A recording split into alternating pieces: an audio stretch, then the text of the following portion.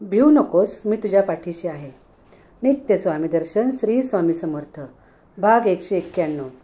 काशी क्षेत्री काशीकर शास्त्री नावाचे एक अत्यंत विद्वान आणि शास्त्र निपुण असे निस्पृह वृत्तीचे सज्जन गृहस्थ राहत होते.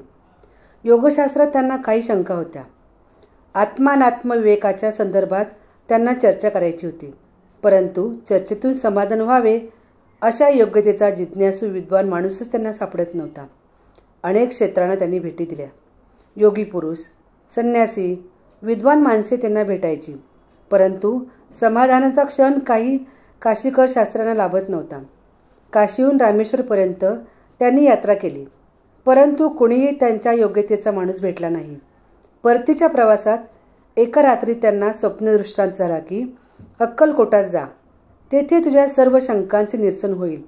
शास्त्रांना अक्कलकोट कुठेही माहीत नव्हते, परंतु त्यांनी अक्कलकोटचा रस्ता शोधून काढला आणि ते अक्कलकोटात येऊन पोहोचले.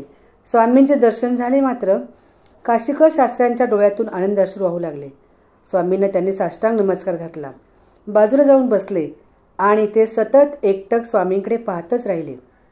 स्वामींच्या सहवासात ते महिनाभर होते. त्यांनी स्वामींना काही विचारले नाही. ते फक्त स्वामींकडे समाधानाने पाहत राहायचे.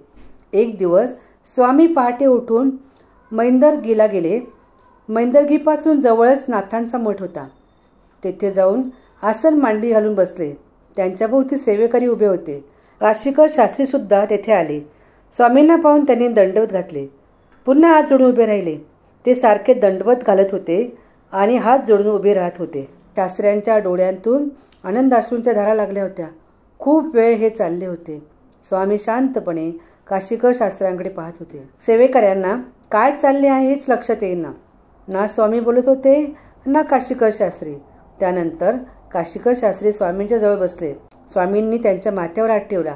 त्या क्षणी काशीकर शास्त्र्यांच्या मनातल्या शंकांचे पूर्ण निरसन झाले. त्यांच्या डोळ्यातून अश्रू वाहू लागले.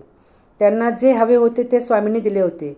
तेव्हा त्यांना एका गोष्टीचे ज्ञान झाले की स्वप्न दृष्टांत सुद्धा स्वामींनीच घडवला होता. योग मार्गातल्या अंतिम टप्प्यापर्यंत काशीकर शास्त्री सहजपणे येऊन पोचले होते. समाधी अवस्था त्यांच्या नजरेच्या टप्प्यात आली होती. काशीकर शास्त्री थोडे दिवस स्वामींपाशी राहिले आणि एक दिवस स्वामींचा निरोप घेऊन निघून गेले. असा स्वामींचा आशीर्वाद सर्व स्वामी भक्तांच्या पाठीशी राहू दे, ही स्वामीचरणी सदैव प्रार्थना. श्री स्वामी समर्थ. जय जय स्वामी समर्थ. श्री स्वामी समर्थ. जय जय स्वामी समर्थ.